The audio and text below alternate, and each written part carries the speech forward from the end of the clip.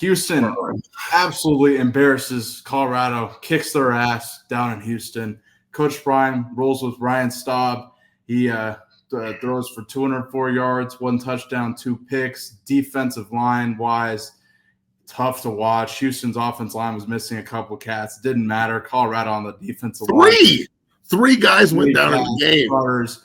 Colorado's defensive line manhandled. The offensive-wise, 35 pass attempts. Didn't really seem to run the ball, not to the what it needs to be at least. Ryan Staub, quarterback, and Colorado drops it in Houston. Matt, let's get your takeaways from Colorado versus Houston. The game takeaways. Let's start on offense. Go ahead. I thought they played hard in the first half. Well, they played hard in the second quarter. That was positive.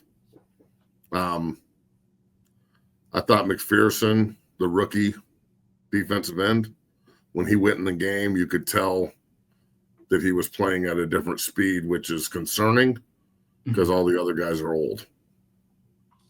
And the rookie's the one playing harder than all of them.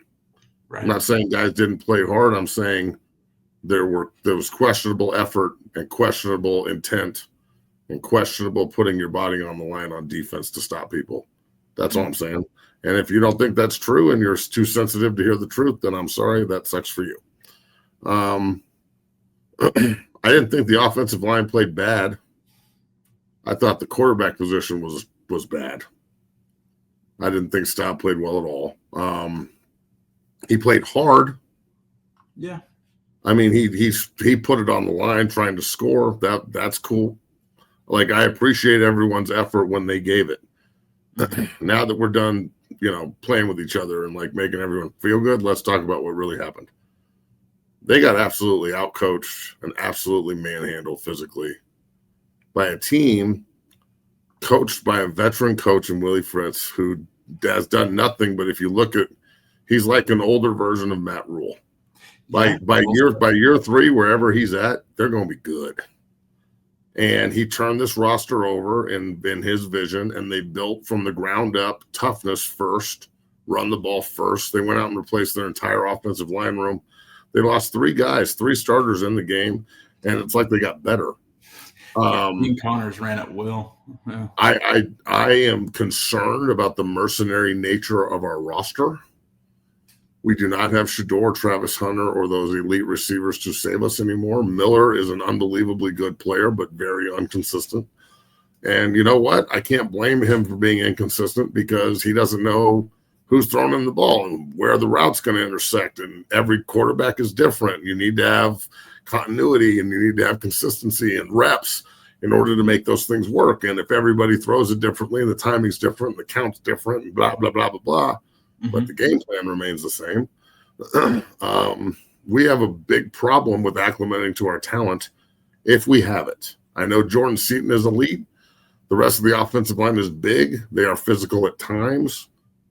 I'm not going to sit here and say this is a player problem first yet. Okay? The defensive attitude and the defensive effort in the second half was pathetic. Pathetic. It was pathetic. And I'm just a fucking old grunt, but I played 3 technique there. And I understand how hard it is to play the position at a high level and be a leader on a team. And like when everybody's looking at you to make a play to fucking make one in order to win. I know what that feels like because I did it. Our defensive line, the interior of our defensive line is playing at a very low level, I'm going to say, okay? And I don't care if you go get John Randall to help Warren Sapp. If they won't play and they won't play hard and they won't be physical and they won't do their fucking job in order to stop people from literally hammering the football on us, the second time in 3 weeks it's happened. And I bet you if Delaware could have done it, they would have, but their linemen just weren't big enough. Again, they had a fucking 80-pound difference or some shit. It was crazy. So let's just be real about what we're talking about here. Unless we figure out how to call plays on offense and run a scheme that fits the personnel, we are going to continue to struggle mightily. If we don't figure out how to run the ball consistently, I don't care. I don't give a shit if we get 2 yards of carry 5 times in a row. Run the fucking ball. These are college football players. They are not professionals. You can pipe motherfuckers running the ball in college football if you choose to do that. We went out and got all these huge offensive linemen, and they lean. They're not running their feet. I don't see them finishing people. I don't see them moving motherfuckers the way Houston moved us. You know what? It might just be an indictment on the whole damn thing up front, because in practice, if you don't have, look, you want to know why I figured it out really fast at the University of Colorado? You want to know why? Because if I didn't, Andre Gerard and Victor Rogers and Dan Graham and Wayne and fucking Marwan and Justin Bates and fucking all these professional football players would kill me in practice if I didn't figure it out. And if they didn't figure it out, they would have to deal with me and Bannon and Brayton and Marcus Harris and fucking Gabe and all these other freaks, Abraham Wright, that would kill them in practice if they didn't come and bring it every fucking day. Yeah. Do they just brother-in-law each other at practice all the fucking time? I mean, I know they fight. and shit, but this isn't Canelo Crawford. Big ups to Bud, by the way. Yeah, shout out to him. Yeah. I'm questioning the toughness of the defensive line room, and I'm questioning the play calling big time and the scheme that we're trying to run in the offensive room. And now let's get to the quarterback. Okay. Why didn't Staub have the same short leash that Salter has? Salter is a 5-year quarterback. Okay, and I'm going to probably contradict myself a couple of times because this entire situation has been fucking crazy. So my head's spinning around my ass just like it's you. I'm just trying to give you my fucking opinion. Again, no one gives a shit what I think up there, obviously.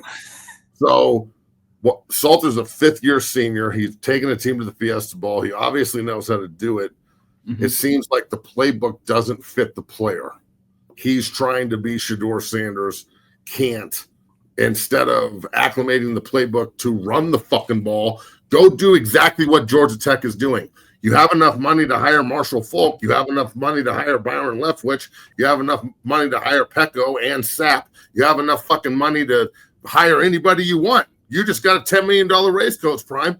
Go out and find the best run game coordinator that knows how to run the system in the fucking world and hire him. And fire Schumer and let Leftwich run the passing game off the running game action. And then you can use your run-first quarterback to run the ball 25 times a game down people's fucking throats vertically in your 350-pound offensive line with the number 1 pick at left tackle, potentially. Although Jordan Seaton's got to be wondering why the fuck he's in Boulder, because we're not going to run the ball. He's going to have to go somewhere to showcase who he is instead of just, well, if they ran the ball in Boulder, we'd have good tape on him running the ball in Boulder. Well, I mean, I love Jordan for coming here and shit, but at some point, you've got to think about your pocketbook. Yeah, 12 carries for the running back, Matt. 12 carries for the running backs, and one of them was a huge touchdown run? Yeah. You didn't see that and go double, triple, quadruple the fuck down here and run the ball. No. So when Salter's not supported playbook-wise in any of the games, and his fucking leash is so short, bro. Like, I was thinking about that as a player. There were games where I sucked, but my coach rode with me, and he didn't fucking take me out, and I got better. Well, they're not riding with Salter at all. He's got to be questioning why he came here. Juju got 8 plays. It was fast. It was probably not set up very well for him to have success. It was a secret, but Staub was a dream. I'm not really sure what to do about that. I want to play Juju, but I think starting him against this Wyoming team, a great defense coming in that's going to be motivated to beat us, they won't beat us, but it's going to be a way tougher game than what you think it's going to be. Do not be surprised if it's a fucking dogfight. Yeah. Don't be. I'm telling you right now, everybody in Buffalo country, I watched the whole game. They gave Utah a ton of problems. Yeah. You Okay, so I don't want to hear just which Wyoming. Don't be the naive, stupid, fucking idiot fan that really buys into that shit. And they can't buy into it in Boulder either. They got to come ready for this game. So you want to start Juju against Wyoming? Okay, let's go. And then if you do that, I know that it's a rebuild year, and we're trying to get everybody reps. And then you have to convince the 38 seniors on the roster, 38, that it's a give up year, because that's the way it's going to be viewed. Yeah, 100%. And I don't agree with that necessarily. I think Juju could probably go in there and play well, but what makes me feel that the play calling is going to change? The support's going. We're going to start running the ball 45 times when Juju goes in. Hell no. Just because he's a freshman? No, they're going to throw the ball 50 times because he's a 5-star recruit, and we're just going to play fucking 500 ball, and we're going to be in 3rd and 9, 12 out of the 15 drives we get, and it's over.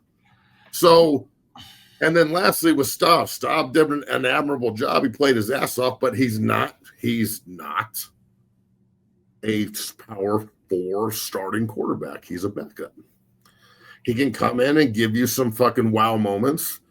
But to all the Bronco fans out there, he's Bubby Brister, baby. And we need a Bubby Brister. Be ready to play, Staub. But I need Salter or Juju. I need the coaches to figure this the fuck out. We're either running with the 5th-year senior, and we're getting the other 38 seniors to play fucking harder and do their goddamn jobs. How many open sacks did Livingston scheme did we miss? Anybody want to comment on this with me? How many dead straight runs at the quarterback from the outside linebacker because you overloaded the gaps and they couldn't block everybody? By the way, they blocked everybody.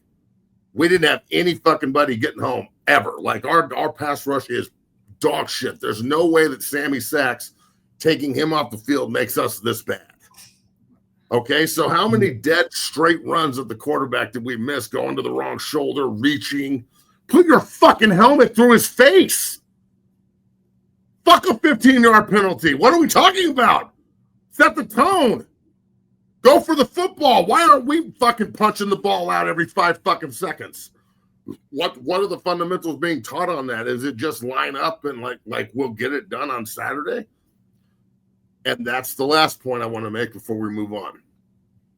This is not a professional football team, and we are treating the players and the practices and the preparation as if they're just going to do it. They're college football players. I don't care if they're getting paid or not. This is not guys in the room. If they play there, this is not going to get you to the NFL. Stop being sensitive about what people say. I have every right to say whatever I want. I have my pension sitting right over here. Okay? The coaches in the room. You're a bunch of Hall of Famers. Those kids are not. They're high college kids. You have to coach the shit out of them. You have to stay on them about everything. You have to make sure that the fucking party and the fucking fact that they are a University of Colorado football player is not more important than playing football at the University of Colorado. And right now, they don't have any. There's last year when we got down, everyone was like, well, Superman's on the field, so he'll save us. And he did the majority of the time. We're going to talk about Shador in a little bit, but just look at last year alone. He was fucking phenomenal for Colorado. I'm not talking about the draft or the number retirement or all that other bullshit. Simply the season. He was Superman. Mm-hmm. He saved our asses multiple times. Without him, they're a fucking 3-win team. Maybe. Yeah, and that's with Travis Hunter. Travis Hunter owes fucking Heisman, half of it at least, to fucking Shador, because Shador just constantly was like, here you go, Travis. And it was the smartest thing that's ever happened, and it worked, okay? Well, those guys are gone, man. And everybody's looking around the field going, are you going to make a play? Who's our leader on offense? Who's our quarterback? Is he going to make a play? How many times we ran the ball? 12? Well, we had a 50-yard touchdown run. That's cool. But then we had 11 runs and didn't do dick. Yeah, okay. Well, I guess we're just going to throw it. Are they going to pull stop? I don't know. They pulled Salter really fast. Yeah. Why can't the defense stop anybody? And Seton will talk shit, so he's probably sitting over and been like, I told you they were soft. I told you. And it turns into this, like, instead of you just got embarrassed on national fucking TV, is the sensitivity of the pundits because you know damn well the press conference is going to be super softball questions. Everybody's going to Prime's going to have them laughing by the end of it, like this didn't just happen. Okay, I don't go to the fucking press conference. All right, I'm not driving up there for that shit. I can watch it. Yeah, I'm not a fucking journalist. Yeah, no, I'm not here breaking motherfucking stories. Give me a break. Okay, I'm saying this. You have two choices. You can have some pride as a fucking man, as a player, and as a coach to do your job at the highest level, shelf your motherfucking ego, and change. Because if you don't change things and it repeats at this pattern, we're going to win 4 games. BYU is going to shit stomp the fuck out of us. Iowa State and Matt Campbell will destroy us. The bye week will be awful. TCU might hang half 100 on us because they want nothing more than a down CU team that, you know, would walk it back in there after what we did to them to open up the Prime era. Mm-hmm. And what's the rest of the schedule? Arizona State, they run the fuck out of the ball. Dillingham's going to hammer that rock. K-State. Kansas State sucks, but that just might be for the toilet bowl at the end of the season. A game that we looked at the beginning of the year and said that could be for the Big 12 title. That's why they put it there. Do you think the Big 12 scheduled Colorado and Kansas State the last week of the season in Manhattan because they didn't think the Buffs were going to be good? All I heard all offseason was how much better we were. Right. Yeah. We were better at every other position but quarterback and receiver, which, you know what? A little bit worse at receiver after losing all those draft picks is still pretty good. Miller's a stud. Mm-hmm. Sincere's a stud if you can get him the ball, right? Yeah. The quarterback position, obviously, you're not going to be as good as Shador, but you're bringing in a 5th-year senior. He's going to teach Juju how to play, and you got fucking MLS in the corner, right? Mm-hmm. If shit goes bad. Okay, let's roll with this. Let's build an offense around Salter and go attack people and get vertical and control time of possession and do everything that gets done to us. See, that's the thing that's really killing me here. You can't tell me you don't know what it looks like because it happens to us every time we lose. Every time we win, everybody sugarcoats the fact that we can't run the ball. Yeah. Okay? And we've got leads, and our skill players and our quarterback are tearing people up, and it doesn't matter if we can pass protect or not. He's going to pull us out. Well, now that shit's gone. And you can either run the football and manage a game in college, or you can't. Because the reality is, out of all the guys on the field the other night, there might be 2 professional football players that get their pension. So you're dealing with college football players. Why is it that we don't have a college football offensive coordinator? Why is that? Good question. So I have gotten to the point with this where I don't think we will change anymore. I think this is who we are. And that breaks my heart because I think they have the personnel, if they really committed to this, and the coaches could look at themselves in the mirror and then look at each other in the room and go, you know what? We either change this now. I don't give a fuck how long you have to stay here or how much you have to sacrifice. We are changing the offensive scheme today. And if we can't figure that out in that room and how to teach it to our players in a week to play Wyoming, an inferior team that is going to walk into Boulder full of Denver kids that want to do nothing more than beat CU. So we better take them seriously, but we should beat the shit out of them. At least beat them by 2 touchdowns. That should be, we're 14-point favorites for a reason, and we're not good. So I don't want to hear it. Okay? You should be able to institute a new game plan behind a 5th-year senior or support a first-year player in Juju as a 5-star that's getting his first start. If you can't do that with all the gold jackets in that room and all the NFL experience and all the dudes in there, then why is everyone there? Just to like I'm tired. Look, I understand that Pat's offense is dog shit and it doesn't suit our personnel. I also understand that no one is telling Pat to change.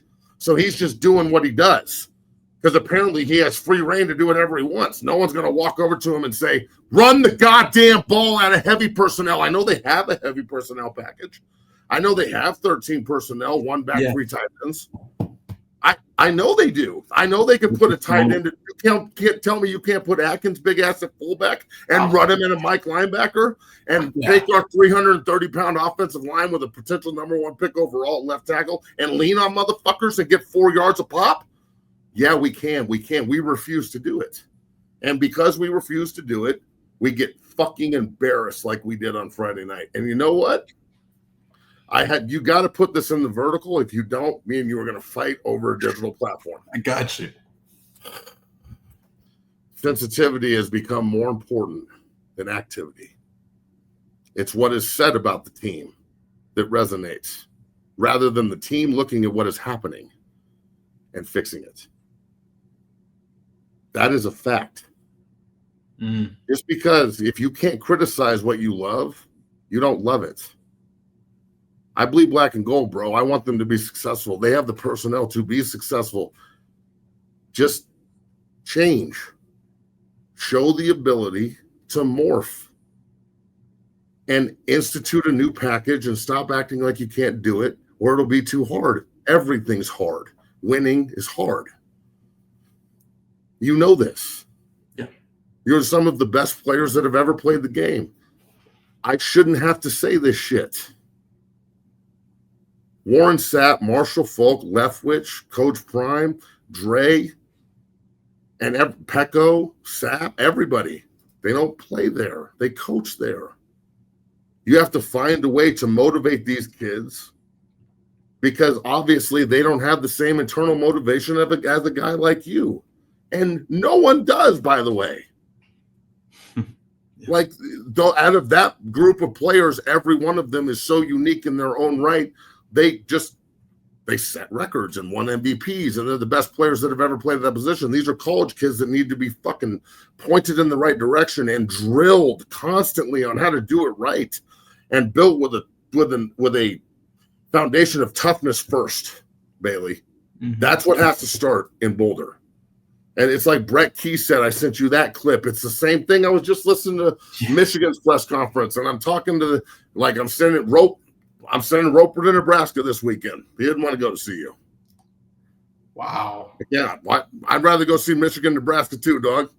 Yeah. Rather than CU, Wyoming, I'm going to see Michigan, Nebraska. That's going to be Michigan's offered him. Nebraska's right on the table. CU hasn't offered him yet. So, look, dog, there's a lot of shit that we could talk about and try and fix over this one show. It's not happening. The coaching staff has got to change the way they're doing things. And it can't just be like, well, all you guys need to figure out what's important to you and play for it. They're not professionals. Bingo. They're not. Like, it needs to be – everybody needs to be on a fucking one count. If you fuck up, the next guy's in. Let's see if the 38 senior football team is really as deep as we say it is. Because giving opportunities to the same people over and over again that keep fucking up and getting beat, it's played out, dog. If you're hurt, you better be on IR. Otherwise, your ass better be at practice, Holmes. Mm-hmm. You feel me? Yeah. We need to get in the business of leaving behind the guys who can't help us and moving. I don't care if there's 22 motherfuckers on the field the whole game. If those are the best 22 and they're going to play balls out, and they're not going to quit, and they're going to fight, then you know what? If they would have fought their ass off and played hard the whole game and lost 36-20, my tone would be totally different. Oh, yeah. I feel like the team that I love and adore quit. You're in game 4, and you look like you quit in the second half, to the point where I even posted something on Twitter praising a first-year freshman, Alex McPherson. Why? I wonder why he plays hard. Because he went to fucking IMG. Seton went to IMG. Yeah, he's got it figured out. Maybe we should just recruit the whole goddamn roster from IMG, but you couldn't get Breck. Oh, yeah. And he's in the other room. So, look, man, we got to fix this shit. And if we don't fix it, that's their choice. And it'll be a very disappointing year, in my opinion. We don't have the personnel to do what they want to do offensively, and we won't change. So, again, I'm really, really sorry that I upset the prime sexuals and the sensitive people in Boulder who are going to hear this. And you're like more upset that I have criticism in the show that we do rather than like looking at actually what's happening and not changing any of it ever. Yet telling everybody you're going to change, and then everyone's like, we're friends, coach. So I'm not going to ask you any hard questions or like put you on the spot ever. I'm just going to massage it and shit so I don't lose access. So I'm really sorry. I apologize. I did a really shitty job of coaching the team on Saturday. It was fucking terrible. And I need to get better. I need to be better. I'll be better with the offensive and defensive lines. I'll make sure that they watch more film. We'll do more double team drills, teach them what a post and drive man means. Offensively, I'll go talk to Coach Pat and make sure that we run the ball 50 fucking times at Wyoming vertically and make sure that they don't even get the goddamn ball and shut them out and actually have people feeling good going into BY fucking you who just raped us in the goddamn bowl game. And then we got Iowa State after that. And there's a long history of disdain between Colorado and Iowa State. I know nobody gives a fuck about that because you're a bunch of prime sexuals and you don't know the fucking history of the goddamn game and the school that you say you like. But Iowa State and Colorado don't like each other none too much. And Matt Campbell's a fucking G of a coach, and all they do is this. So that's going to be fun. Then we got a bye week, and everybody can go home and chill. That's cool. So I just wanted to apologize first and foremost about all that. Thank you for the You're welcome. Man, my takeaways, Matt, and I've already we have so much to talk about in this show because there's a lot of line here. This is good. This week is going to be a big determinant of coaching, I think, in Coach Prime's career, because this has the potential to go off the rails bad here. It's going into week 4. No idea who the quarterback is. There's no offensive identity, in my opinion. It's a big question mark. None. When Coach Prime's in the press conference saying, "I don't know," like I'm like, I have no, bro. I understand that you can answer however you want. You're Coach Prime. Again, I'm sorry for criticizing, but just lie next time. Yeah. Say I've got that figured out in my head already, and I can't wait to get back to practice and start getting reps with the starter next week. I'll let you guys know who's starting on Monday when we get back. And then come back and throw the 5th-year senior in there and see if we can go win a game and motivate the 38 other seniors on the team not to fucking mercenary quit on you. Because there's one thing I know, those who are hired when things get hard start looking for a different job. They don't go down with the ship. So let's remember that. Mercenaries are not loyal to anything but dough. And that's what every college football player is now, a merc. So when things go bad, you think everybody's going to just hang around UCLA and Virginia Tech right now? No. Those guys can't jump in the fucking portal fast enough. That's stay healthy central. Everyone's just like, you know what? We just want to get through the season and stay healthy. We cannot allow the season to get to that point. 12 carries to your running back. This is like nightmare. 12 carries, Bailey? 12 carries to your running on back. On the road against Willie Fritz. Dean Connors, Matt, who we talked about, Houston running back, who I've fucking been hyped to see Dean Connors this season, had 22 carries. Colorado as a team had 23 carries offensively. So just to show, Houston as a team ran the ball 53 carries, 209 yards, 4 yards a carry. Like timeout. We ran the ball 12 times with our running backs. Yes. They intentionally ran the quarterback. That was a quarterback run first offense. Mm-hmm. That's why they went and got that kid in the transfer portal. Legaman. Yeah. And it worked. And they ran the ball 53 times. In the second and the third quarter, we had the ball for 40 seconds. We went 3 and out in 40 seconds on like a draw, 2 passes, punt the ball. And they had the ball for 14 fucking minutes and just hammered us and just destroyed us. Totally took the will away from the team to win. And somebody in the comments just said, yeah, it's bad right now, but 3 years ago, you guys weren't a winning team. How much of a loser are you, bro? We're talking about one game right now. They're 1-2. The season's far from over. If they figure this out, they beat Wyoming, they're 2-2. Go upset BYU. This is fucking college football. This isn't the NFL. They're not playing the fucking Eagles. Yeah. You know what I'm saying? Like the season's not over, but if we can't realistically look at what's happening, and that's the only number we need. 12 rushes, and one of them's a 50-yard touchdown by Price. Why isn't that kid getting the ball 25 fucking times a game? He might give you 200 yards on fucking 30 carries. You never know. You know how hard it is to stop people from running the ball vertically when you can't stop it and your offensive line that's big? No, we don't know because we won't do it. To 53 runs for 200 for how many yards? 53 carries, 209 rushes. Bro, yeah. Okay, so I'm just going to go over the last 2 years alone. How did Nebraska beat us? Running the football. And controlling time possession and we were behind, okay? How did Kansas beat us? Do you remember that? Running the football, Devin Neal. And controlling time and just beating the fuck out of us, right? Yeah. Okay. How did BYU beat us? You remember? Say the same narrative. Same exact fucking thing. Great defense, too. How did North Dakota State damn near beat us?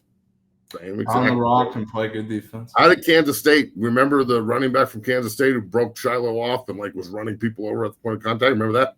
How did they beat us? Good pound the rock. We should have won that fucking game, and we were up, and then because we couldn't stop the run, we load the box at the end of the game to stop the run, and they go over the top on Hot, and we lose. Mm-hmm. That's directly affecting. I know it's a pass, dumb fucks. That's directly because we could not stop the run the entire fucking game. Exactly. So let's just look at this year. What has Georgia Tech do to us? Haynes King went 19 carries for 160 and 2 tutties. Well, Haynes King rushed the whole Colorado team. Yards. They went 300 plus on us running the ball. Delaware, okay, good, we won. Still, what did Houston just do? Yardage. Delaware. I never want to hear the Delaware game spoken to me again. What did Houston do? Willie Fritz watched and said, okay, we're going to take these 2 games that we play first against Sam Houston State and Rice, and we are going to fucking perfect our running quarterback and our run game. So when Colorado walks in here for our Big 12 opener on national TV, they see the new Houston Cougars. And he implemented a game plan that was the same game plan that we can't stop ever. And we refuse. I think we want to stop it. I think we went into the transfer portal and got all these big dudes that look like they can play football. Yeah. But here, I want to tell you something real quick. The bigger you are on the football field, when you get around Otiste and Branch size on defensive line, your hip is really, really, really easy exposed. And usually those guys are stiff because they're so big. Right.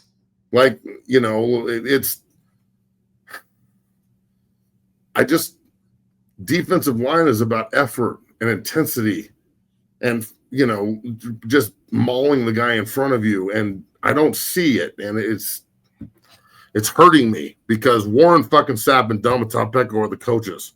And I understand the significance of me criticizing everybody in that room.